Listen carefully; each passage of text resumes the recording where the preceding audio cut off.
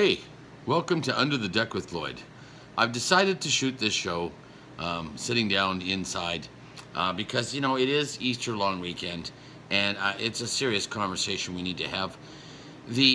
Peter always, that's why I talk fast, is because Peter says, look, you need to keep it to 2 or 3 minutes. So I talk fast sometimes, I apologize. We need to talk about this religion weekend.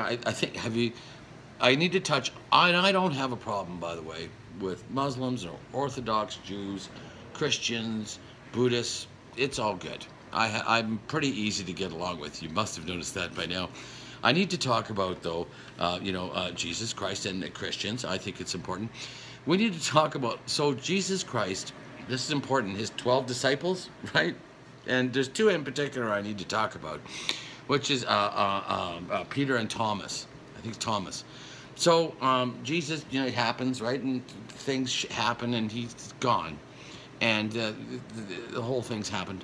And what happens is Thomas is the doubter in the crew, right? So he's not sure what to do, and he's all confused. And Peter actually runs. He takes off and goes back to his fishing. I'm going somewhere with this. Back to his community to do some fishing. So Jesus Christ has to come back. I'm sure he's thinking, good, I've got to go back and talk to these hammerheads. So he goes back and he goes to both parties. First he goes to Peter and goes, you know, do you love me? Do you love me? And of course Peter's crying and he said, yes, I do. Great. Well, here you need to take the message forward. Christianity, you've got to get this done. Same thing with Thomas, right? He says, Thomas, you know, he visits Thomas and he sees him. And he tells Thomas, look, you're basically a putz, but, you know, you need to move forward with this. Okay. So now they get together and they draw straws, right? They draw straws. So Thomas, because, you know, he's kind of a non-believer. We've had issues with him all along. And he draws India. It's fantastic. So he got the short straw. And he must have thought, fuck, right? Because to get to India from where he was at is like 30 days on a boat. No one there. There's no Christians, right? Nobody speaks his language. That was a big job. But he did a good job. He got there. He's a saint. And there's now 7 million Christians in this portion of southern India. It's a fantastic job on his part. Peter, on the other hand, Jesus goes to him and says the same thing. Peter, what are you doing here fishing? We got shit to do, right? Peter says, yeah, I know, fuck, I'm sorry.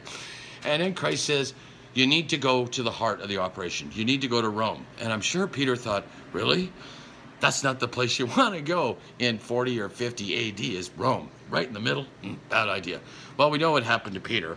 It didn't work out so well, but he did a hell of a job because, you know, there's St. Peter's Cathedral and shit. The guy's a saint. He did a hell of a good job, but at the time he probably thought, this is not good.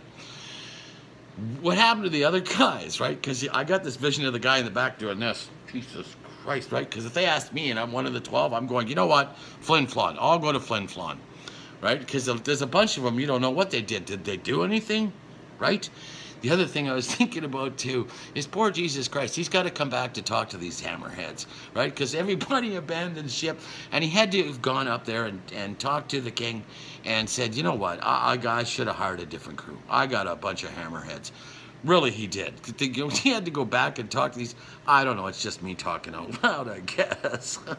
Anyways, have a great Easter long weekend. I had to show. It's just how I think. The brain races and Orthodox Jews. Have you seen these fucking guys? They're fantastic. They study. The guys study their entire lives 10 hours a day. They don't work. They don't cook or shit. The women do all the cooking and breeding and stuff. They do nothing.